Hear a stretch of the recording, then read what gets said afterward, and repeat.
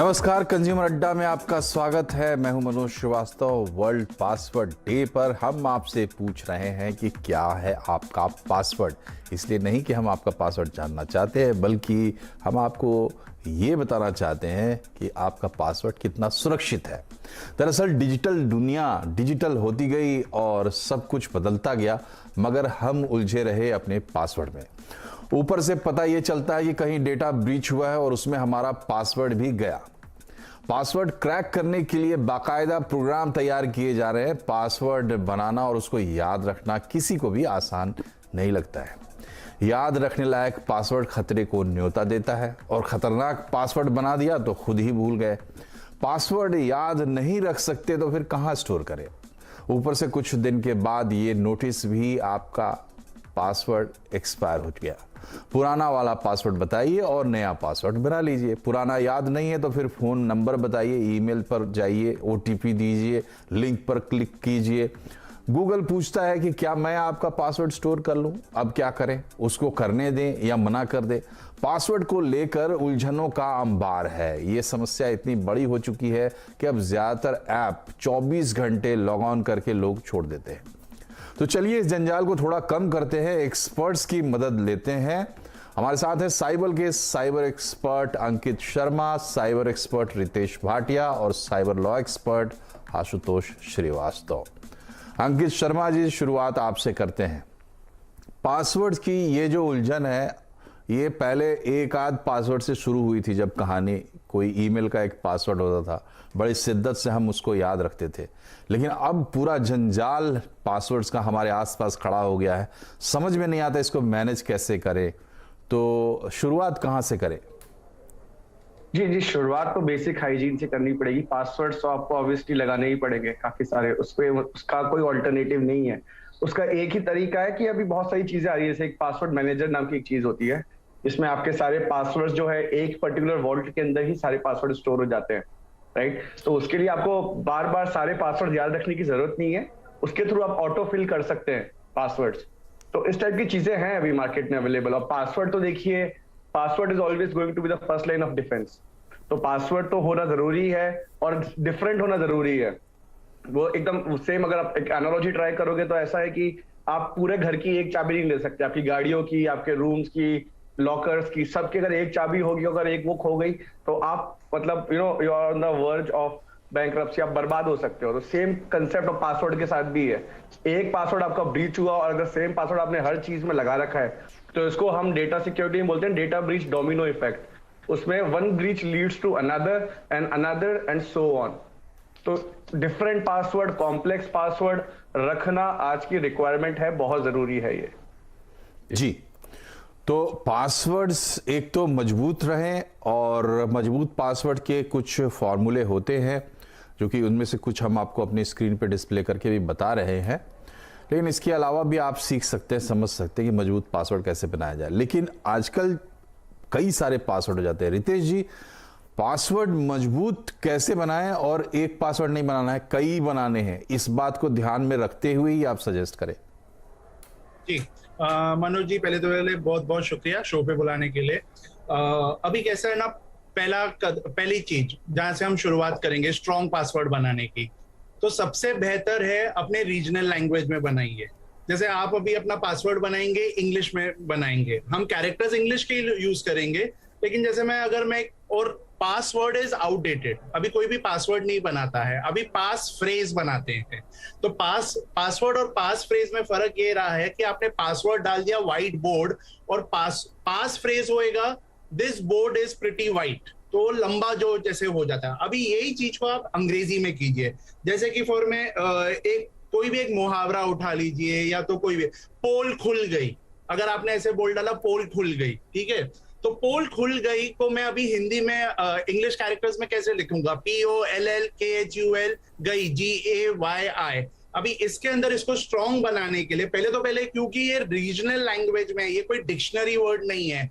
खुल गई, पोल एक ठीक है, एक इंग्लिश में आ जाता है, लेकिन ऐसे हमारे पास बहुत सारे हिंदी के मुहावरे हैं या जो पास फ्रेजेस बना सकते हैं। तो आप ये ले लीजिए, ये इटसेल्फ ये स्ट्रांग हो गया। अभी आप इसको क्या कीजिए, कुछ सारे लेटर्स को कैपिटल कर दीजिए। जैसे मैं बोलूंगा पोल खुल गई, मैं खुल जो वर्ड है या गई जो वर्ड है मैं उनको ऑल कैपिटल कर देता हूँ, GAYI को। उसमें उसके बाद में आपने जैसे ये पोल खुल गई वर्ड बना डाला, उसके आगे कोई भी एक कैरेक्टर लगा दीजिए। For example hashtag. मैं अभी बनाऊंगा, मेरा फेसबुक का पासवर्ड एक उदाहरण दे रहा हूं, सॉरी समय थोड़ा ले रहा हूं मैं आपका। पोल खुल गई हैशटैग FB, ये मेरा बन गया फेसबुक का पासवर्ड। पोल खुल गई हैशटैग IG, ये बन गया मेरा इंस्टाग्राम का पासवर्ड। पोल खुल गई हैशटैग GM, ये बन गया मेरा जीमेल का पासवर्ड। यानी कि पहला पास फ्रेज जो मेरा है वो मेरे को हमेशा याद रखेगा। इससे क्या हो रहा है, मैं कॉम्प्लिकेटेड पासवर्ड बना रहा हूँ, स्ट्रॉन्ग पासवर्ड बना रहा हूँ। इसके अंदर सारी चीजें मैं नंबर्स भी डाल रहा हूँ। जैसे पोल में O की जगह मैंने P0 डाल दिया, तो मेरा ये पासवर्ड भी काफी स्ट्रॉन्ग बन गया और डिफरेंट हो गया, और याद रखने के लिए मैं याद भी रखूंगा।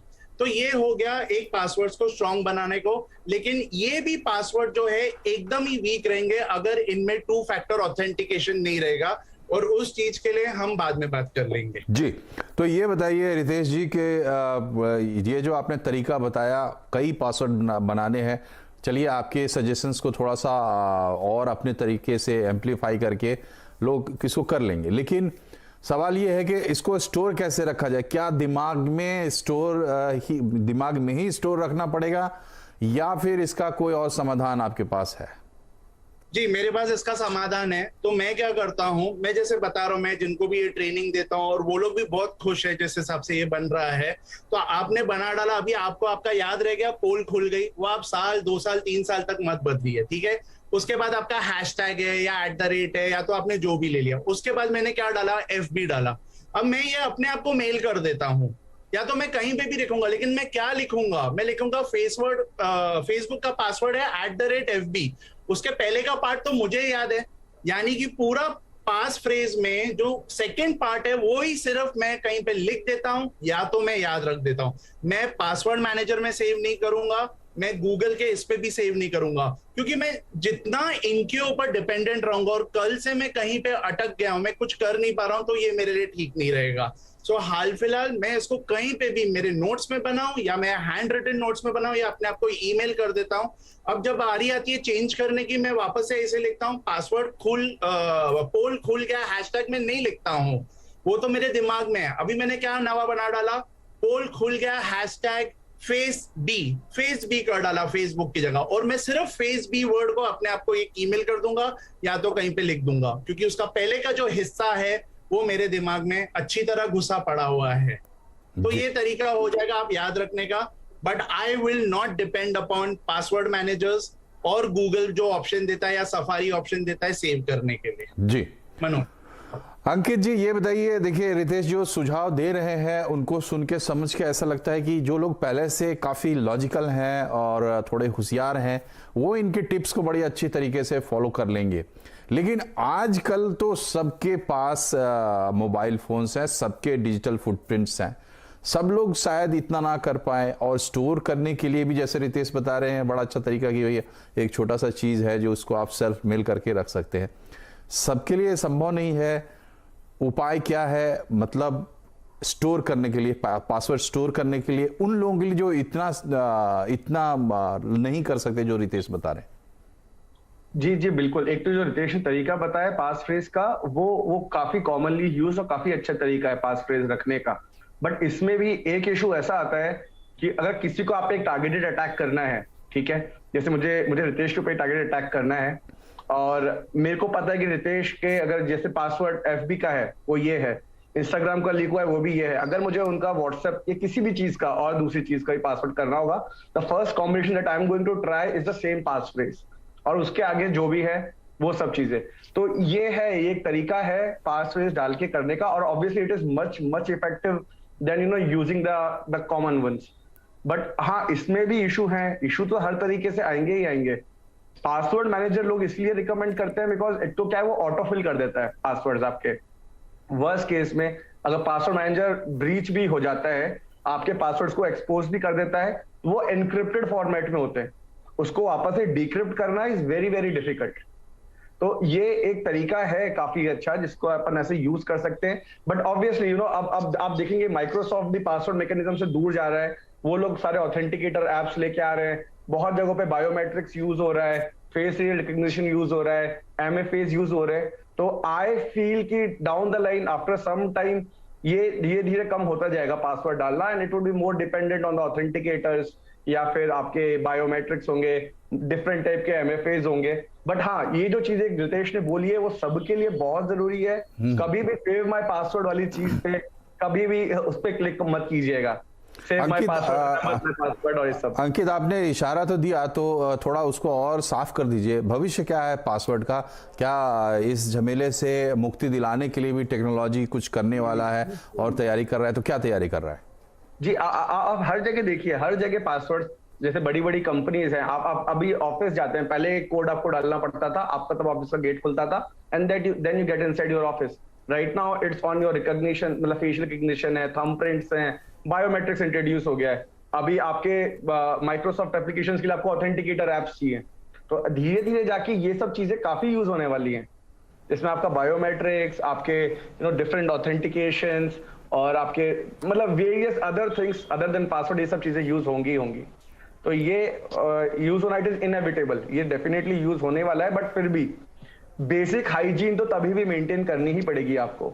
आपके एंड पॉइंट की एक जो बेसिक हाइजीन होती है सिक्योरिटी की, और मतलब कॉमन सेंस, तो हमेशा आप कितना भी स्ट्रॉन्ग पासवर्ड बना लो, बट आप कोई एकदम फेक वेबसाइट पे जाके उतना स्ट्रॉन्ग पासवर्ड डाल दोगे तो स्ट्रॉन्ग पासवर्ड बनाने का कोई मतलब नहीं है, वो सबके लिए प्लेन टेक्स्ट में एक्सपोज जाता है। जी, तो कॉमन सेंस रखना पड़ेगा। जी, सबसे बड़ी चीज है कॉमन सेंस। हालांकि कहा जाता है कि कॉमन सेंस बहुत कॉमन है नहीं, नाम इसका सिर्फ कॉमन सेंस है। बहरहाल आशुतोष जी, ये बताइए कि जब भी हम कानून से मदद मांगने जाते हैं तो चोरी हो गई तो पूछा जाता है कि भाई ताला था या नहीं था। अगर ताला नहीं था तो फिर पूरा केस ही है जो वो दूसरा टर्न ले लेता है।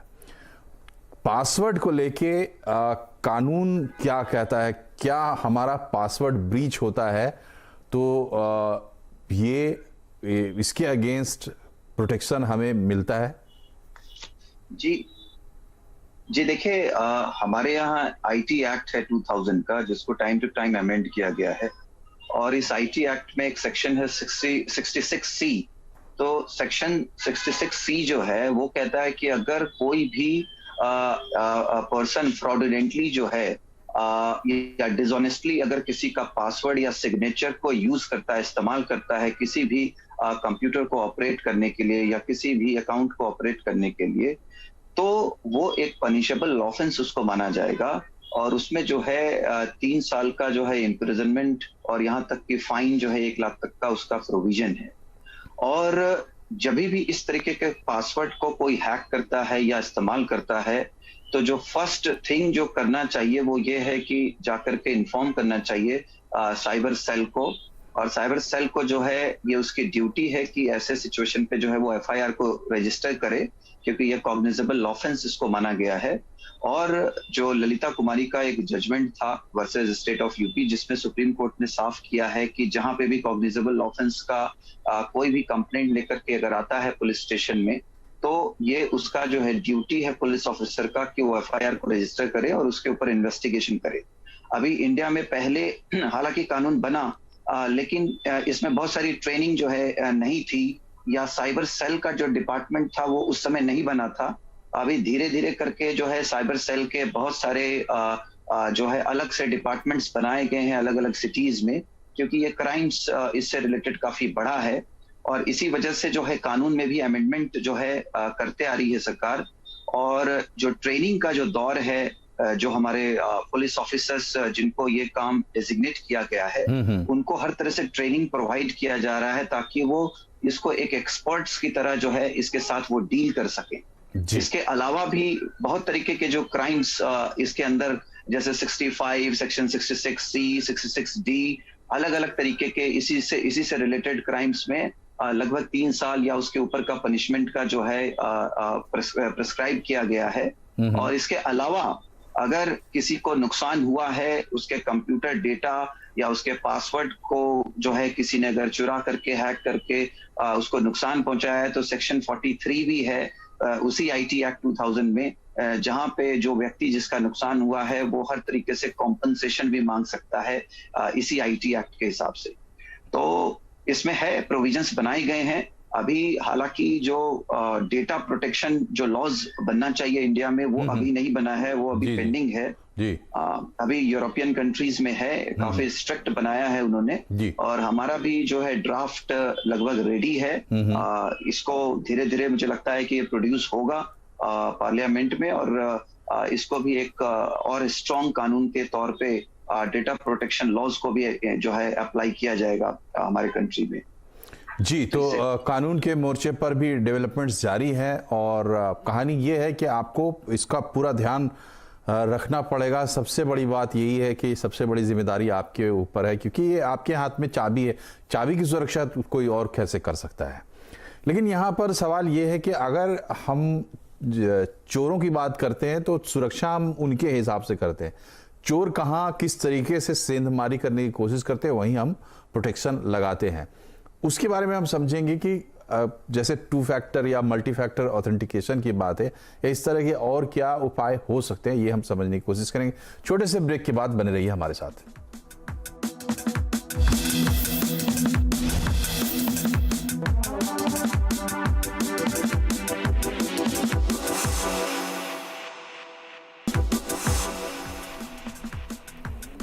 ब्रेक के बाद एक बार फिर से आपका स्वागत है कंज्यूमर अड्डा में। आज हम बात कर रहे हैं पासवर्ड की, और पासवर्ड कैसे आप इस तरीके का बनाएं, आपकी हैबिट्स क्या हो पासवर्ड्स को लेकर, इस पर हम बातचीत कर रहे हैं। समय नहीं गंवाते, अब कम समय है। रितेश जी फटाफट थोड़ा जवाब चाहेंगे।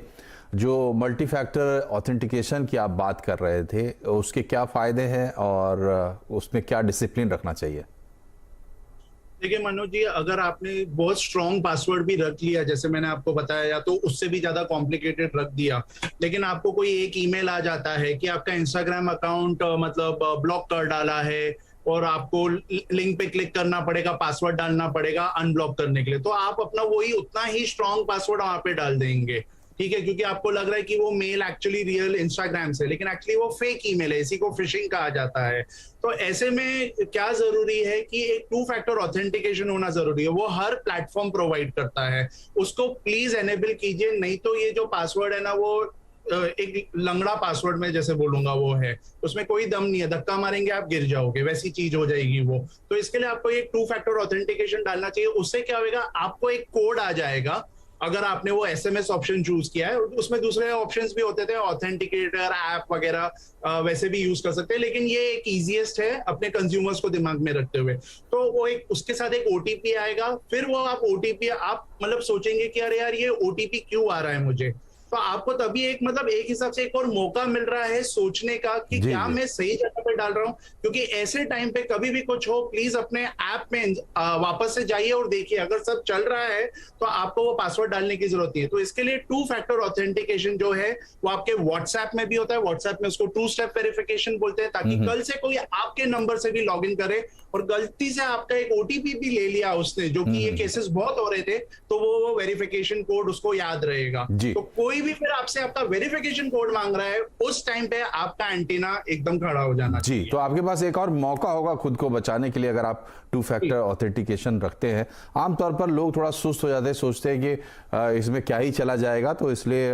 2 फैक्टर ऑथेंटिकेशन के लिए ऑप्ट नहीं करते हैं, जो कि गलत है, रितेश कह रहे हैं। और इन लोगों को 24 घंटा अनुभव होता है। ऐसे लोग आते हैं जो फ्रॉड्स के शिकार होते हैं। अंकित, ये बताइए कि ये जो पूरी पासवर्ड की कहानी हम जिस पे बातचीत कर रहे हैं, इसको हैक करने वाले कैसे हैक करते हैं? मैं ये सवाल इसलिए पूछ रहा हूं कि अगर दर्शकों को इसका थोड़ा आइडिया हो जाए तो उनको समझ में आएगा कि ये कितना इंपॉर्टेंट है और कैसे मजबूत पासवर्ड बनाए। जी, काफी सारे तरीके होते हैं उसके। सबसे कॉमन तरीका तो रितेश ने भी बताया, फिशिंग। सबसे कॉमन तरीका जो आज के टाइम पे है किसी का भी पासवर्ड लेने का, वो है फिशिंग का। आप फिशिंग के थ्रू उसको ले सकते हैं। और अभी तो आजकल हैक करने की जरूरत ही नहीं पड़ती। आजकल सिक्योरिटी वाले फील्ड में, जिस फील्ड से मैं आता हूँ, there is a clichéd line कि nowadays hackers are not hacking you, they are just signing in, क्योंकि ऑलरेडी क्रेडेंशियल्स अवेलेबल है। मैं अगर आपके बारे में चाहूँ तो पूरी डिटेल निकाल सकता हूँ अभी भी कि आपके क्या, आप कहाँ रहते हो, कहाँ पासवर्ड है, क्या है, जो भी है, ये सब चीजें अवेलेबल है। तो इसके लिए सबसे जरूरी तो ये है कि आप जहां भी अपना पासवर्ड दे, एक लेजिट वेबसाइट पे पासवर्ड दे। मतलब एटलीस्ट वो वेबसाइट जो आपका पासवर्ड स्टोर कर रही है, वो ब्रीच भी होती है अगर, तो पासवर्ड सिंपल टेक्स्ट में या फिर प्लेन टेक्स्ट में सेव नहीं होना चाहिए। ठीक है, आप अपने सस्पिशियस वेबसाइट्स को देखते रहें। और आप आजकल तरीका हो रहा है इसका अपना ट्रोजन्स का, लोग इन्फो स्टीलर्स डाल देते हैं। तो जो लोग सेव माय पासवर्ड या रिमेंबर माय पासवर्ड डाल देते हैं ब्राउजर पे, वो लोग प्लीज ये सब नहीं करें, क्योंकि वो एक ऐसा तरीका होता है ट्रोजन्स के थ्रू कि आप अपने ब्राउजर में अपनी कुकीज में, अपने कैशेस में जो भी पासवर्ड स्टोर कर रहे हैं वो कैप्चर कर लेता है। तो आपको उसमें भी काफी ध्यान देना है। बट बेसिकली 90% जो पासवर्ड थेफ्ट वाले केसेस होते हैं, ये कोई ना कोई फॉर्म ऑफ सोशल इंजीनियरिंग ही होता है, फिशिंग वगैरह ही होता है। जी जी जी। तो पूरा जो चर्चा हमने यहाँ पे की है, मकसद हमारा है, हर कार्यक्रम की तरह इस कार्यक्रम का भी जागरूकता है, आपको जगाना है। और यहाँ से टेक अवे अगर आपको कुछ लेना है सीधा सीधा, तो वो ये है कि अपने सेंस को जागृत रखिए। अगर आप सचेत हैं, आप कॉमन सेंस से भी काम लेते हैं, तो आपको कोई ब्रीच नहीं कर सकता। और जो सामने बैठे लोग हैं जो कि आपके खिलाफ अपराध करना चाहते हैं, उनके पास बहुत हथकंडे हैं, वो भी आपको बात समझ में आ गई होगी। कार्यक्रम में फिलहाल इतना ही। आप तीनों का बहुत बहुत धन्यवाद। नमस्कार।